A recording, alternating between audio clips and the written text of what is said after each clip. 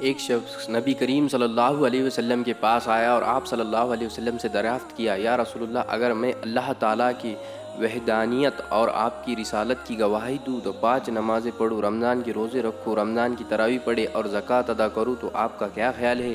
میرے بارے میں نبی کریم صلی اللہ علیہ وسلم نے فرمایا، جو شخص ان مذکورہ کاموں کو کرتے ہوئے مر جائے وہ اللہ کے حضور صدیقین اور شہدوں میں سے ہے۔ نبی کریم صلی اللہ علیہ وسلم نے فرمایا، حضرت جبرائیل علیہ السلام کے ساتھ قرآن پاک کا دور فرمایا کرتے تھے، اور اسی لیے ہر دور میں رمضان المبارک کے مہینے میں صالحین کا کثرت سے قرآن کریم پڑھنے کا معمول رہا ہے۔ اللہ تعالی ہمیں بھی اس کی توفیق عطا فرمائے۔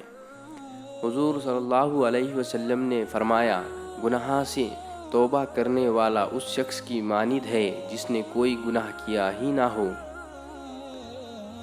حضرت عبداللہ بن عباس رضی اللہ تعالیٰ عنہ نبی کریم صلی اللہ علیہ وسلم کا ارشاد نقل کرتے فرماتے ہیں، اعتکاف کرنے والا گناہوں سے بچا رہتا ہے اور اس کے نیکیوں کا حساب ساری نیکیاں کرنے والے بندے کی طرح جاری رہتا ہے۔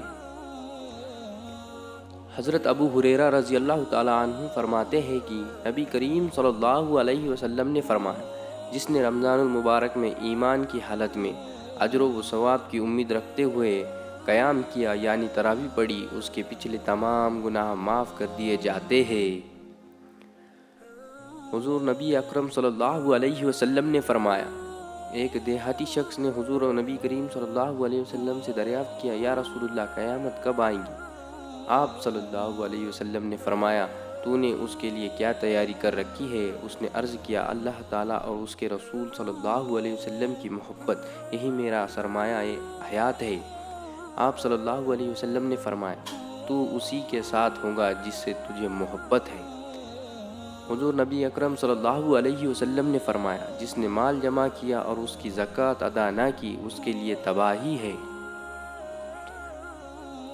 حضور نبی اکرم صلی اللہ علیہ وسلم سے پیر کے دن کے روزے کے بارے میں پوچھا گیا تو اس پر آپ صلی اللہ علیہ وسلم نے فرمایا، یہ وہ دن ہے جس میں میری ولادت اور سعادت ہوئی اور اسی دن میں مبعوث ہوا، یعنی اسی دن مجھ پر قرآن نازل ہوا۔